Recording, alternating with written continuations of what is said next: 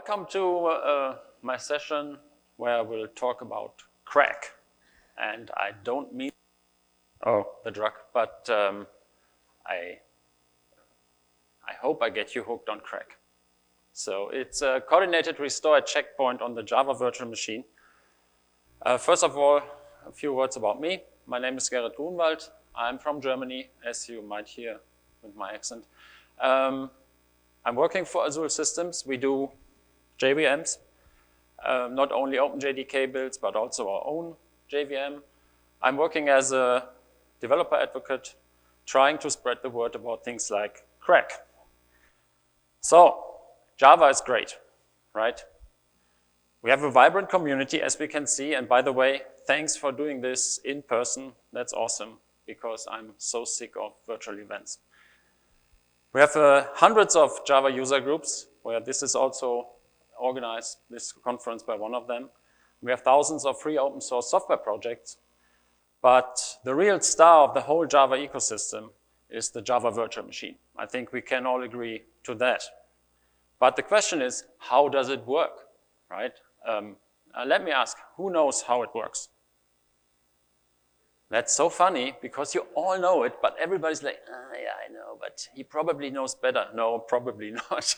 So, yeah, I will give you just a very short, easy overview. So it's just for better understanding. So we start with a Java file with your source code. We put it into a compiler, and Java-C makes a class file out of it, which contains bytecode, and that is cross-platform. Means you can use that bytecode file and use it on all the different platforms. So this file then, by a class loader, loaded into the JVM memory, right? So once it is in the JVM memory, it comes to a point where it gets into the so-called execution engine, which is part of the JVM. It's just one of lots of parts. And you can already see it, again, contains lots of different components. So we have these 5 components in the execution engine, which is mainly the C1 compiler. Oh, first of all, the interpreter, sorry, I forgot that. So then we have the C1 compiler, which is formerly known as the client compiler. Who remembers that? Okay, that's probably the older people. Then we have the C2 JIT compiler, which is the formerly known server compiler. And then there's the profiler and the garbage collector. So we just focus on these 3 parts here on the left, because that's important for CRaC. The interpreter, it takes the bytecode and interprets it into the specific code. And while it is doing that, the JVM it and counting method calls. That means if a method was called, for example, 10,000 times, then the JVM says, oh, wait a minute, this method is hot, which is a hotspot, which is one of the reasons why it's called hotspot compiler, right? It takes the method and passes it to the C1 compiler. And the C1 compiler is very fast, but doesn't do a lot of optimizations. The reason is, and I told you, that's the formerly known client compiler. If you run a desktop application, by the way, who runs Java on desktop here? Yeah, as expected. But the reason for that is you don't want to wait until the JIT compiler does all the optimizations when you start up something on a desktop, right? It should be just fast. Start it, run it. So that is one of the reasons why it makes sense to use this compiler first, to get a compiled code as fast as possible. And then again, when that code is running, the JVM is watching it, and again figures out, oh, wait a minute, there's hot code somewhere. Let's take this, and it counts it, and if it reaches a specific threshold again, then it takes this hot code and passes it forward to the C2 compiler. The C2 compiler, the formerly known server compiler, there is very high optimizing compiler, which takes a little bit longer, right? So because on the server side in the past, we had the time to do that, where on the client side, we just need to start fast, right? It's 2 different use cases. And in the newer JVMs is this so-called tiered compilation. We have both compilers available. So the tiered compilation, because we have 2 compilers and an interpreter, we have different levels of execution. Unfortunately, the screen is not fully visible. Okay. So we have level 0, which is the interpreted code. And then we have 3 levels from the C1 compiler. The reason for that is all related to desktop stuff from the past. And then we have the level 4, which is a C2 compiled code. And in principle, the ideal case or the preferred way of doing it in the JVM is we go from level 0 to level 3. That means we have compiled code from C1, including profile information, and this profile information will be used from C2 compiler to further optimize the code. That's the main idea. And that leads me to the execution cycle. So that means more or less the same. So that means we have slow start interpretation of the code. Then we have a phase where it will be profiled. Then C1 compilation. Again, a profiling phase where we find the hot code. And then C2 compilation. And then you see there's this little additional thing. And this is, it can happen, and it's de-optimization. So who knows what that is? This is something you don't want to see in your runtime of your application a lot because it has really performance hits. Let me give you a short and really just a small idea what it is.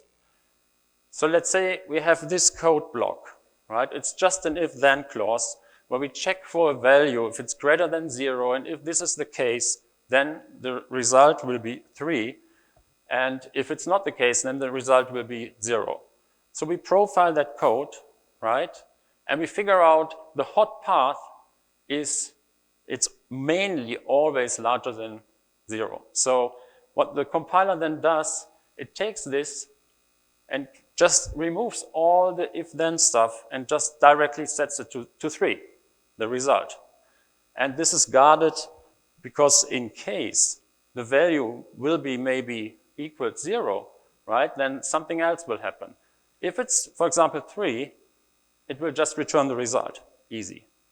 Now, the value, if it's 0, then it has to de-optimize because the compiler already removed all this code, replaced it by that, and in case now we have something which is equal to 0, then it has to de-optimize. That means all these optimizations will be thrown away, and the complete code will again be interpreted C1, C2, and this time for both ways, right? So, and this is something you don't want to have when you run your application. You would like to avoid that as much as possible, but it happens. And this is just a small example. Well, that's all great, but it takes time, right? So that means if we take a look at the JVM performance graph, then I hope one can see that here in the lower left corner, there's a little yellow area. This is in principle the time the interpreter takes to interpret the code. And then we have this green area here. And that is the area where the C1 compiled code or profiled code is running. And then the blue stuff, this is everything that C2 is doing. And you see that it takes some time until it reaches the performance which is here, level 2.1. And that's usually the JVM startup time. So who's suffering from JVM startup time here? Someone? One? Just two? Okay. A few, yeah, it really depends. Especially in microservice environments, or if you have, for example, AWS Lambdas, if you work with them, this is typically the stuff where you suffer from startup time, right? And this is also the reason why we have increase in usage of GraalVM native image there. Okay, so this is the startup time. This, what you see here, these gaps, these periodic gaps, it's typically garbage collection process. And this thing, these deep gaps in the warm-up phase, this is the optimization. This is, here the code was already good, optimized, and then suddenly something happened. So the JVM threw away the optimized code, reinterpreted, C1 compile, C2 compile, and so on. And at some point, it reaches a stable, fast state, right? This is what we see when we start up a JVM. And in this phase, your application is already starting, and at the same time, code is compiled, optimized, profiled, and so on. Okay. In a microservice environment, I told you already, then we start up the JVM the first time, and we have JVM startup. Okay. Second time, JVM startup. Third time, JVM startup, and so on and so on. This sucks because you always have to wait every time, because for the JVM, if you start it up, it's always a cold start. which takes some time. So wouldn't it be great if we can do something like that? First time start, you have a startup. Second time, speed. Third time, full speed. That would be great.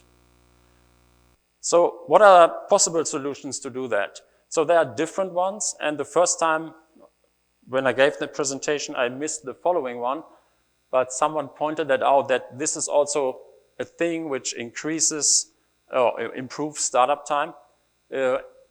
App CDS, who knows that? Someone heard about that? A couple of you? Yeah, okay. So what it does, it's called class data sharing. There's up and dynamic CDS, and it's per default, it's on since JDK 12, if I'm right. So that means even if you don't know it, you probably use it already. So it dumps an internal representation of the class into a file, and then this is shared on each JVM start. That means the first time you run a class and it's not in that representation file, it will be converted into that, and then the next time you start a JVM, it will take it from there, and it will be much faster. So the problem is this doesn't really help you with optimization or compilation or finding hotspots or something, because it only reduces the class loading time. So that it means it happens in a totally different area than the compiling and all that stuff.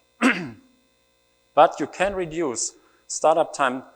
It depends on your code, but I saw examples that improved by 1 to 2 seconds, which is a lot, right?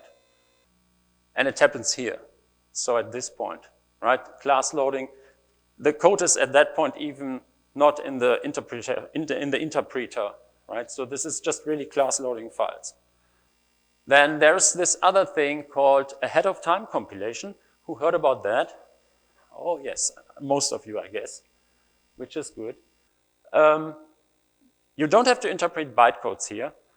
There's no analysis of hotspots, no runtime compilation of code. You start at full speed straight away, and GraalVM native image does exactly that. So, and that's it. Thank you for listening. I saved you half an hour, right? Well, not so fast. AOT is by definition static, right? So that the code is compiled before it is run. And the compiler has no knowledge of how the code will actually run. Right? I'm not talking about GraalVM here. I'm talking about AOT in general. Then there is something called profile-guided optimization, or PGO, and that can help partially, and it gets better and better, I have to say. And if we take a look at this JVM performance graph, these are not hard numbers yet now, right? Because this really depends on your application, but in general, you can say if you just have an AOT compiled code, then you can probably reach performance of 60, 70% of the JIT code, fully optimized, right? If you use PGO, then you can get up to 90%, 80, 90, and it really depends. You can't really generalize that.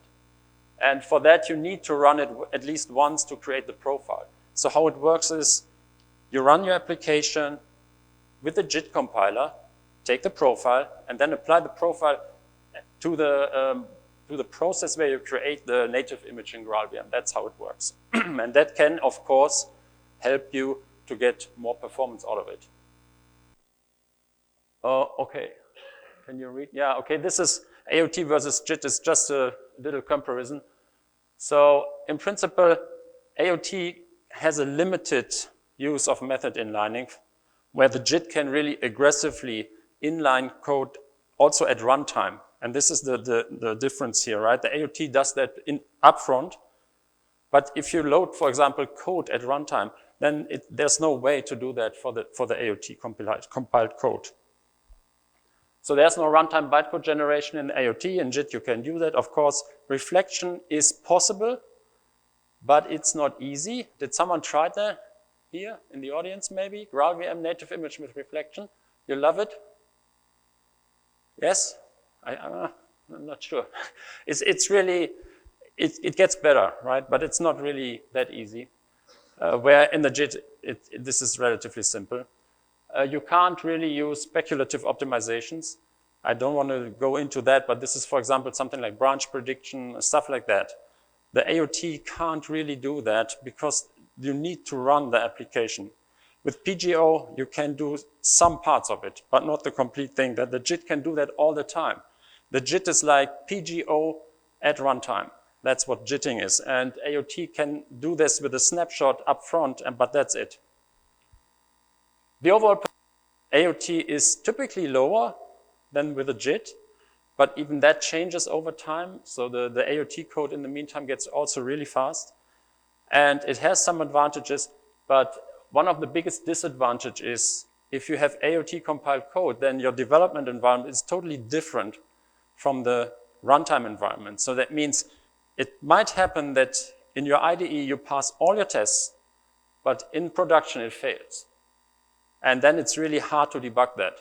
That gets also better, but this is one of the big, really disappointments with AOT.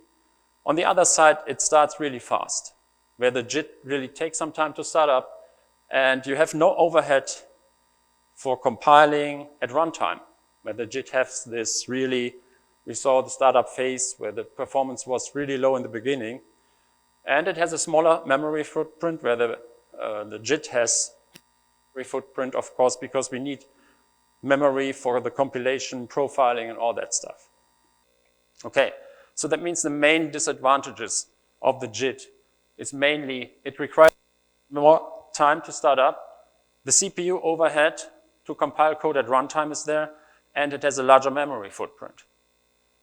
Okay, so there is a little spider chart that I found, which brings the same stuff into a chart. Unfortunately, it's not really readable, so but it's in principle the same. We have peak throughput on the upper right side, which is higher in the JIT than in the AOT compiled code.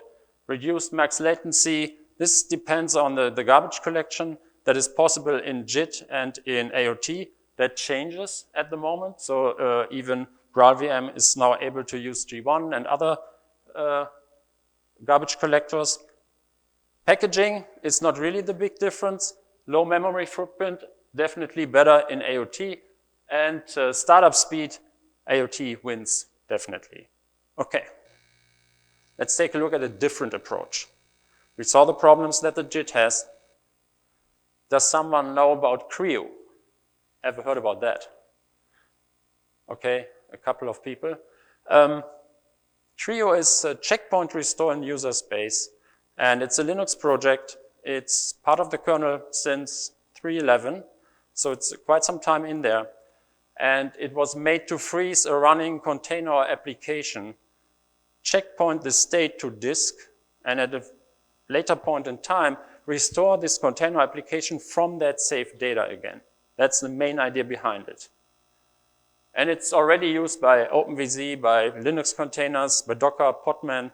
They can or make use of that. So you might have used it already. Okay. It's mainly implemented in user space, not in the kernel directly. The main goal is migration of containers from microservices, right?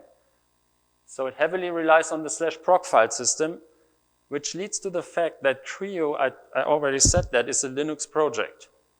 But by the way, who's running here production server on Windows? Okay, Mac? Okay, Linux? Right, so shouldn't be a big deal, right? But I have to mention that because CRaC is not available on Mac and Windows. So it can checkpoint a lot of stuff like processes and threads. It can application memory, memory mapped files, shared memory, open files, FIFOs, pipes, sockets, inter-process communication channels, timers and signals, and it can restore a TCP connection from one side. So it really don't have to do handshaking and all these things, which is really quite interesting. But it also comes with some challenges here. First of all, one of the problems is, and you can imagine that if I create, for example, a checkpoint, or let's say a snapshot, on one machine, and I take that files and put it on another machine, and I now say restore that from here, it's not easy, right? Because it could be a totally different machine, could be different architecture, CPU-wise. You have open files, for example, shared memory, all that. This is tricky, so it won't work on different architectures. You have to make sure that this is the same. Multiple instances of the same state can't be really started on one machine.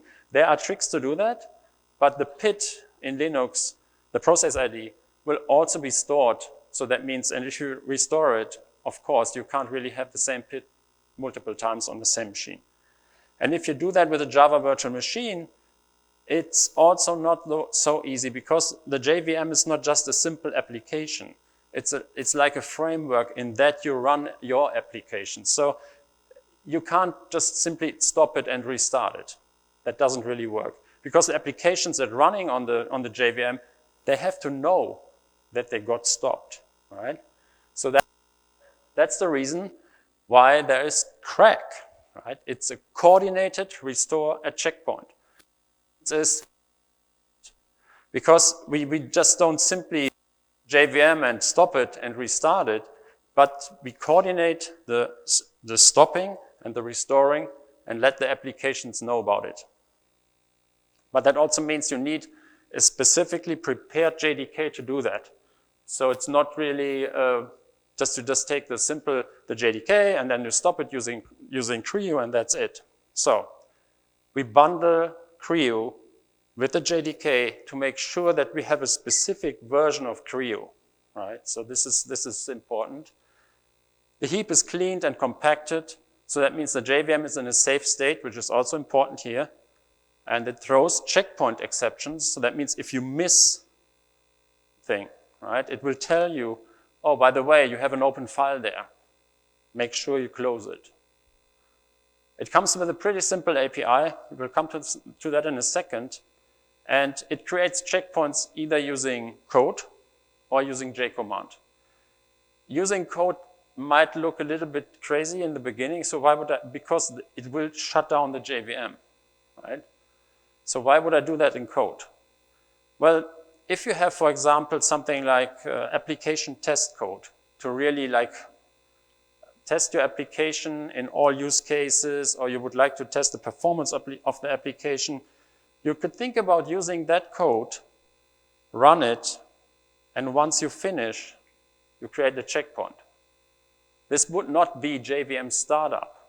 This is JVM warmup, which is a difference. So this is really a little bit complicating. I'm just talking about startup time because everybody understands that. But in principle, you have to say JVM startup is the time to first response, where JVM warmup is also including your application to warm up, which can take longer, right? So you can have to fill caches, you have to fill maps and all these things, establish connections. That also takes time. This is application or JVM warm up, right? But you can think about that after you run your test, you create the checkpoint and then you this after the JVM was fully loaded, full performance, and then you have, if you restore from there, you can imagine you would start with the full speed again. And it uses JVM save point mechanisms, which is in principle the same that we use for stop the world garbage collections. And that means this is the way to make sure that also parallel threads and all these things will really be shut down in the right way. Okay. This is an OpenJDK project. So that means even if I'm from Azul and we have our own JVM, the stuff that you can download there is an Oracle OpenJDK where we contributed CRaC. And it's led by one of our engineers, Anton Kozlov. You can, I don't know if you can read the barcode, but it's the same link here. So you find it on OpenJDK project/CRaC. And now let's take a look at it, how it really works. So it has more restrictions than CRaC, right? Because we have to let the application know once it gets checkpointed to give you the chance as a developer to close the resources, let's say a database connection or a socket or whatever, and then you wait for some time, and when you restore from that checkpoint, we also have to let the application know, here you go, you get restored. That means you have to make sure that, for example, the database connection is up again, right? You can reconnect before everything starts running again. And that's the main idea. For that, we have different commands. I hope it's readable. The slides are also available on, what is it, SlideShare. So if you search for my name or for CRaC, you should find it. And we can start the whole thing by calling Java, for example, -jar, and then you have a fat jar with the parameters -XX colon CRaC checkpoint 2 equals, and then you give it a path. That means we only tell the JVM, we create a checkpoint, store the state to that folder. That's the main idea. And to restore it, we use just Java -XX colon restore from equals, and then the same path. The beauty with this is that you can think of creating different checkpoints, and just by pointing in the restore from, you can just select which checkpoint you would like to use to restore. That's quite interesting. For example, if you have the same application in your company that is used in different departments, sometimes one department uses the same application in a totally different way. That means the JIT will probably optimize the application in a different way for that department, where the other department uses other parts of the software. So this is then JVM warmup, but you could create different checkpoints, and they can start from that checkpoint and the other department from the other one, for example, right? This is just ideas. Okay, the CRaC API, pretty simple. One interface called resource. It comes with two methods, before checkpoint, after restore. I already told you, this is just to let your application know the moment where it gets checkpointed and the moment when it was restored. And what it does, you implement this interface mainly everywhere where so it's like you have maybe a database manager. This is a good place where you can implement the resource interface. And then in before checkpoint method, you make sure that the database connection will be closed. And in the after restore method, you just connect to again, right? That's the idea. Or you have open files where you read from. Close for checkpoint and open them again in the after restore method. This is the main idea, and it's pretty simple. So these resource objects have to be registered somewhere in the JVM because someone has to call these methods, right? Via the callbacks. So for that, you need a so-called context. And the context you can get from a core class, and it has a static method, get global context. And you just register it there. We see it in a second. Right? It's like this. You have your resource, you implement this interface, then you get the context and register the resource with this context. And that's everything you have to do. And there are already frameworks like, for example, Micronaut or Quarkus. They also have, they work on that too. And Helidon has also a pull request open or an issue for adding support for CRaC. And I just know from the Micronaut stuff, because I tried that, in this case, you don't even have to do that. They use that via annotations. So you just add an annotation in your resource class, and the rest is done by the framework, which is pretty convenient. Okay, global context maintains the list of all the resources, because maybe you have resources that are dependent on each other. You have a database, and this database is used by another resource. So you can just you have to make sure that the order in which you close the resources and restore them has to be maintained, right? It has to be the same order. So this is done by the context. Before checkpoint methods are called in the order you register them, and the after restore methods will be called in the reverse order to make sure everything is in the same state. Okay? Yeah, and then I already said that you can also use core.checkpoint restore to do that from code, right? Because I told you can use J command or you can use code, and the code is core.checkpoint restore. Okay, now I have a very simple example. It is two things. The example more or less VM warm up. Right? Because I show you my application, I warm up the application and restart it. In principle, this also shows how it works in the JVM, right? Because JVM, as I told you, is the time to first restart. That's the JVM startup. In principle, it's more or less the same. It takes some time until everything is compiled and optimized, and then it's ready. So what it does, every 5 seconds, it calls a method And in this method, it will create a random number from 100,000 times. It's a for loop. And then it will number in a method called isPrime. And the first thing is it checks if this number, the result for that, is already in the cache. So if it's in the cache, then it directly returns the result. That's pretty fast. It's just a memory. There's no calculation needed, nothing. If it's not in the cache, it has to calculate the prime. And the larger the number, the longer it takes. Once the result is there, it will be stored in the cache, and then we return it. That takes longer. Okay, that's the main idea. And to make it more realistic, every 50 seconds, the cache forgets values that are outdated.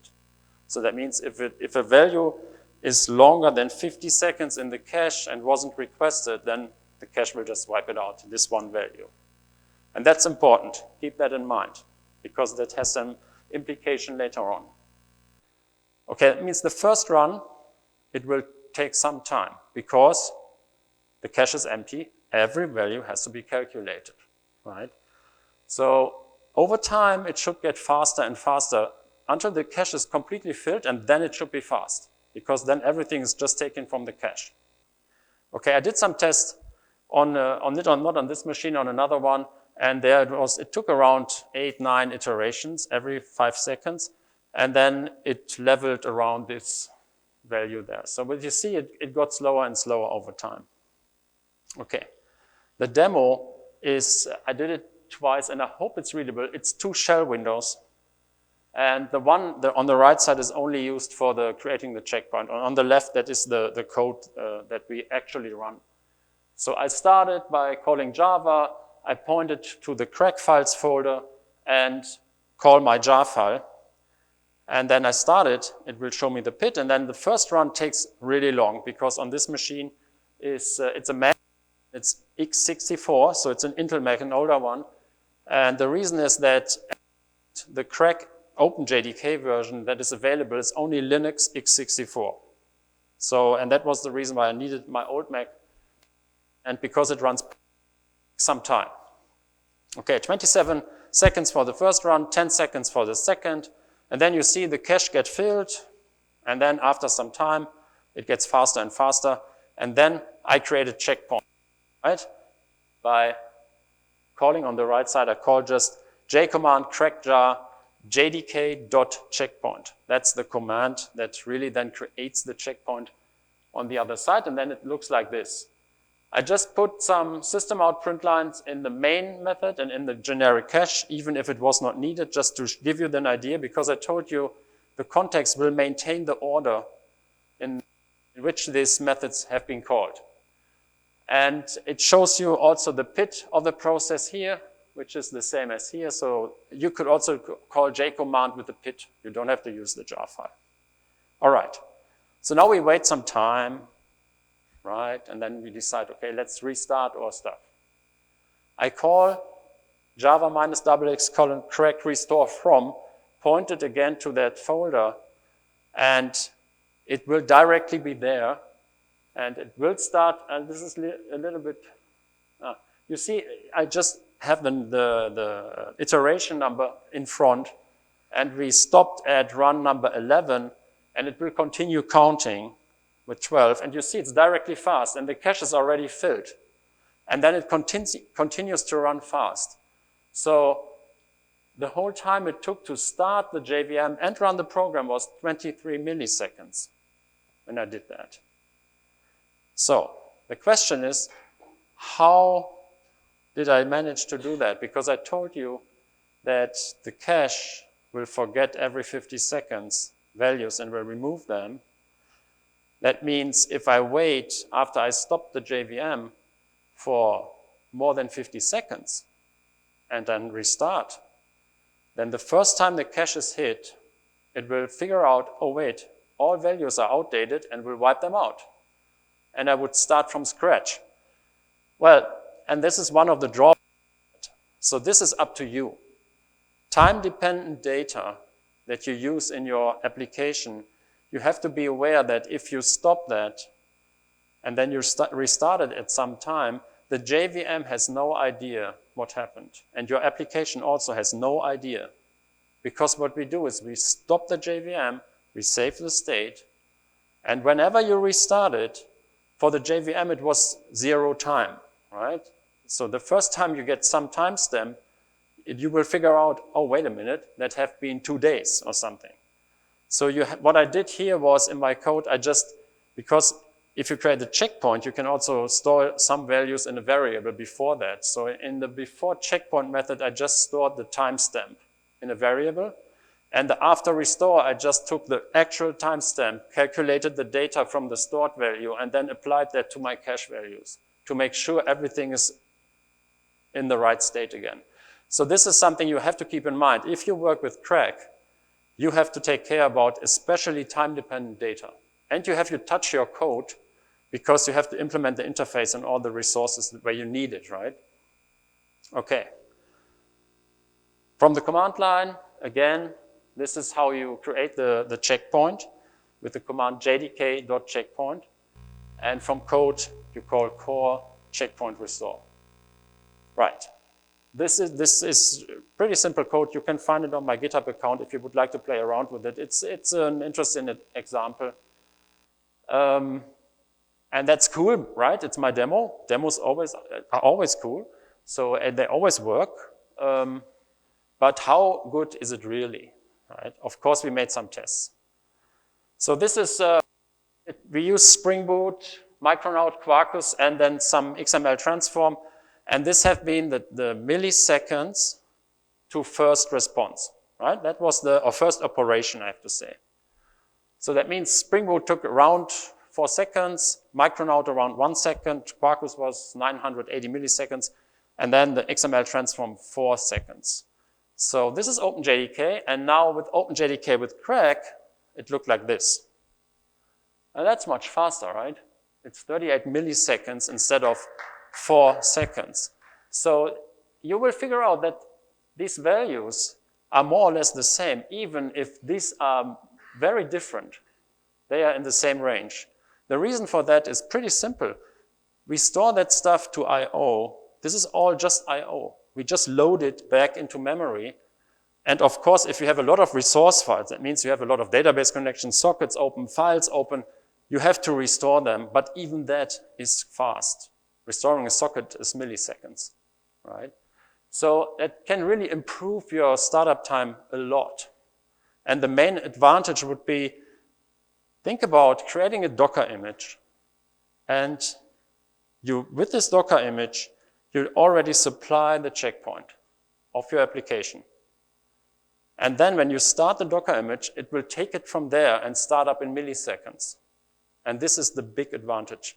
You can get native image speed by keeping the JIT optimization performance, right? This is still possible, and you have the higher startup speed.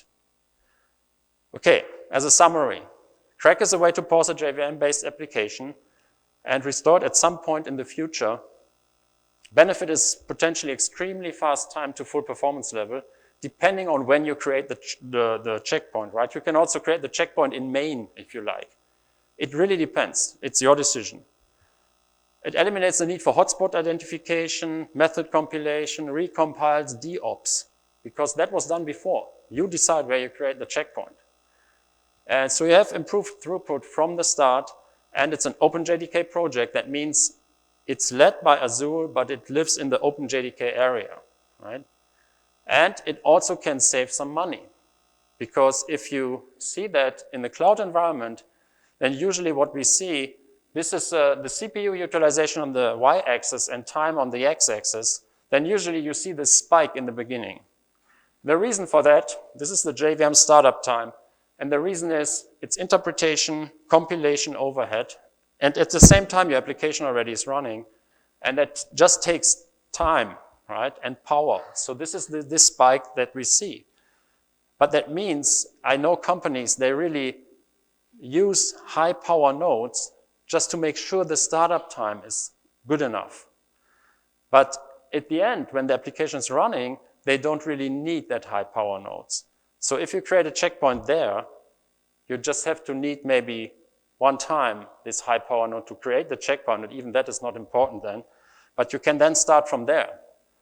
means it will lower the cost definitely when you don't have to have this spike in the beginning. So it eliminates the startup time and the CPU overhead. Still, the memory footprint is still larger, of course, because we still have the JIT. But this is also an advantage because whatever happens to your application, it will still be optimized at runtime. And the whole thing is available. Also the demos, the charts with the, it's available at github.com/CRaC. You will also find there builds of OpenJDK, including the CRaC stuff. And we will also add some more things, make sure that you know how to really use it, because it's really work in progress. The last one was, I think, the last OpenJDK version was out on Thursday last week. Okay, there's also a wiki page, wiki openjdk.org display/CRaC. You will find that there. And now I could also show you a demo. Do we still have time? I think so. I have no idea. Okay, because it's always great to see the stuff running. Wait a minute. Okay, so it's in principle the same. Can you see that? Yes. So on the left window, I start my application. And on the right, I then will at some point create a checkpoint. So it will take 30 seconds, the first run. And we will also see the time when the cache will be cleaned the first time. It's, I think, the 12th run. You will see an increase in time. And after that, it will level out around 40 milliseconds. And if you let it run, at some point, it's down to 13, 15 milliseconds. And it's interesting. It really depends on the machine. Okay, so now it will get faster. 10 seconds for the second run, and then 3, and then it goes, and then it's there. And then we create a checkpoint maybe at iteration 17 or something like that. In principle, you have to think about this. This is doing, when the JVM starts up, this is a very slow version of that, more or less, right? Just from the idea behind it. So you see now it's fast, and now it takes longer. And you see that the numbers here decrease. That was the first time the cache was cleaned after 50 seconds. And then it again improves. And then at some point, I would create the checkpoint at 15, or it doesn't really matter. Okay, I will create checkpoint. Here we go. We see, oh no, it's hard to read. Oh, there's the pit. And this is it will show you the pit here. So it's the same process. And then you see it's exactly the stuff that I also showed in the slides already. It will tell you if you put something in the before checkpoint and after restore methods, a print line or something, you can see it. It will also tell you where it puts the files, and we wait some time, right? And then I will call restore. In these shell scripts, the only thing that is in there is Java -XX, and I don't want to type that. So that's the only reason for the shell scripts. Okay, and I restore now. And you see it continues running with 16, and the cache is filled, so it's directly fast. It took 52 milliseconds because it was still not totally optimized. So, and the good thing now is I started that now and restored it. I stop it. I can restore again, and we will see again 16, and it should be the same time. Okay, here we go. 52, 56 milliseconds, but you see, this is the big advantage. That's what you would like to do, right? You have, for example, your microservice, put it in a Docker image, and then supply this checkpoint files. In this case, it's around 32 megabytes for this JVM, which is pretty small because I have nothing in there. You can imagine if you have a large heap, the files will be bigger, of course, right? But still, I/O is fast, much faster than starting up and warming up a JVM and application. Okay, and with that, I'm done. So I have no idea when the next talk is. My fault. I hope I didn't really go over time. If you have questions, I will be here even for the after beer, so thanks for attending.